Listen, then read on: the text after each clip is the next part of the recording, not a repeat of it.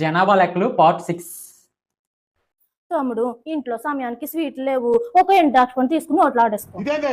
వచ్చాడయ్యో స్వామి నింగి సుక్కలతో బడుగెత్తింది భూమి.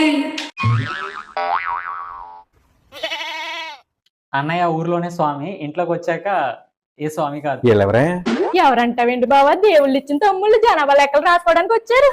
సరే ఆ సెలైన్ కాయలేటి పాపం నీరసం అన్నారు బావా, కళ్ళు తిరుగుతున్నాయి అన్నారు, అందుకని సెలైన్ కాయలు పెట్టించాను.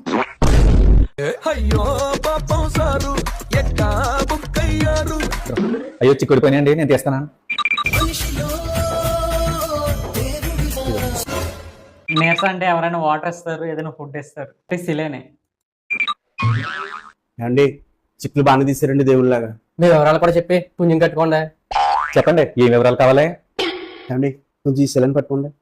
మీకు ఏసీ ఉందండి? ఉందండి. అది మా అన్నయ్య వాళ్ళు ఇచ్చిన ఏసీ, నీకు సంబంధం ఏముంది? అమ్మా వద్దులేమ్మా, లేదని రాసుకుంటాం. ఏసీ లేదని రాస్తారండి. కారు గానే ఉందండి మీకు? ఉందండి. ఆ కారు మన బండి ప్యాచ్ పడితేనే 4 రోజులు ఆచలేదు, ఇంకెక్కడి నుంచి వస్తుంది మా కారు? అమ్మా కారు కూడా లేదని రాసేస్తారమ్మా.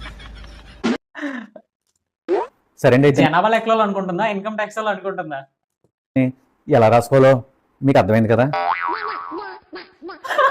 బాగా అర్థమైందండి. సరేనమ్మా, మీకు ఏమి లేవని రాసిస్తాం. ఈ కాయలు ఇంటికి వెళ్ళి ఎక్కించుకుంటామండి, మాకు లేట్ అయిపోతుంది. అయ్యో ఆగండి తమ్ముళ్ళు,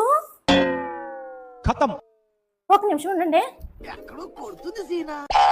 2 తమ్ముళ్ళు రాఖీ కట్టించేసుకోండి, మళ్ళీ మీకు రాఖీ పండుగ కుదురుతుందో కుదరదో. ఈ పిల్ల హెయిర్ బ్యాండ్లు కదా.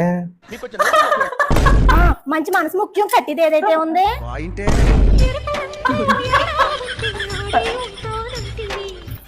రా పెద్దమ్ము, రాచండి తమ్ముడు. కానీ ఇప్పుడు నా బాధ ఒకటి చెప్పుకోవాలి. నీరసంగా ఉందంటే సెలవులు పెట్టేసి రాఖీలు కట్టేసింది. తెలియట్లేదు తమ్ముడు ఇంట్లో సమయానికి స్వీట్లు లేవు, ఒక ఎండాక్షణ తీసుకుని నోట్లో ఆడేసుకో. ఒక్కొక్కసారి తలుచుకుంటూ చచ్చిపోవాలనిపిస్తుంది సార్, ఈ బతుకు బతకలేదు. తమ్ముళ్ళు హారతి ఇచ్చి డబ్బులు స్వాహా. తమ్ముడు ఈ సెలైన్ డబ్బులు ఏమో ఫోన్ పే చేసేద్దరు గానే.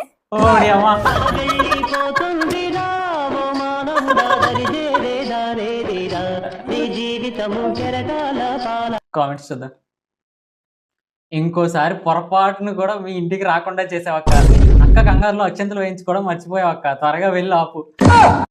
ఆడవాళ్ళు తలుచుకుంటే ఏదైనా సాధిస్తారు. అదేంటి నా వాళ్ళకి రాఖీ కట్టి 500తో అది 500తో ఊరుకున్నావు, ఒక బంగారం ఉండడం లేదా గొలుసు అడిగి తీసుకోవాల్సింది కదా. అయ్యో